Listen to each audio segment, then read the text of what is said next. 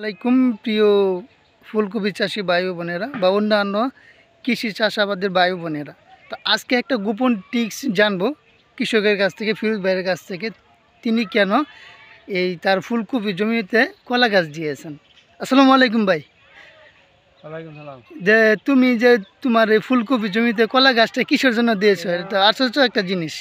কলা গাছটা দিছি, এটা তো অনেক সমস্যা লেগে দিচ্ছে। সমস্যাটা কি? সমস্যাটা এটা এই যে বুলবুল পাখি আছে না, বুলবুলি পাখি পাখিরা থাকে, গাছে থাকলে আশেপাশে আয় না, আসে না। হ্যাঁ, আর মানুষের একটু সমস্যা হয়, ওটা কেটে যায়। সমস্যা চোখ, হ্যাঁ, আমরা গ্রাম্য ভাষা যেটা গ্রাম্য ভাষায় বলি যে চোখ মারা, হ্যাঁ, সেটা রোধ হয়। হ্যাঁ, নানান বিভিন্ন আরও অনেক কিছু আছে না। এটার লেগে এটা অনেকে কিন্তু চোখ দিয়ে রাখে বা মানুষ রাখে, মানে ওটা মানে দেওয়ার পাইতেছি না, ডিম ওটা দেওয়া লাগে। মানে এর পরিবর্তে আর কি স্যাম্পল হিসাবে তুমি কলা গাছটা দিচ্ছ।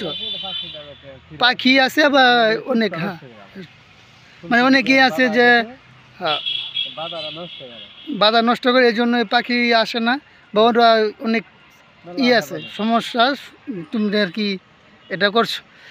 তো এই হলো আসলে গোপন তথ্য। আসলে আমাদের গ্রাম্য ভাষায় আমরা কিন্তু অনেকে চোখ দেই, তার পরবর্তীতে মানুষ আকৃতির করে কিন্তু জমিতে খুঁট দিয়ে রাখি।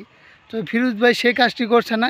এটা থেকে কিন্তু তিনি কিন্তু কলা গাছটা গাড়ছে, গাড়ার পরবর্তীতে তিনি কিন্তু এই যে কিছু, এটা আসলে প্রাচীন পদ্ধতিতে আগের মানুষ করতো।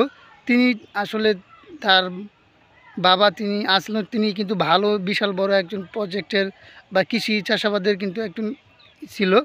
তো সেই সূত্রে তিনি কিন্তু এটা কিন্তু পদ্ধতিটা অবলম্বন করে আসছে দীর্ঘদিন যাবৎ। তো আপনাদের সাথে শেয়ার করার এটাই উদ্দেশ্য। তো আসলে মানুষের কিছু ব্যাপার স্যাপার থাকে বা অনেক থাকে, সেটা থেকে কিন্তু রক্ষা করে এই কলা গাছ বা মানুষের সেটা থেকে আসলে আমরা অনেক কিছু বুঝতে পারি। তো এটাই হলো মেন তো সবাই ভালো থাকবেন, সুস্থ থাকবেন, নিজের প্রতি খেয়াল রাখবেন। সকলকে ধন্যবাদ। আসসালামু আলাইকুম।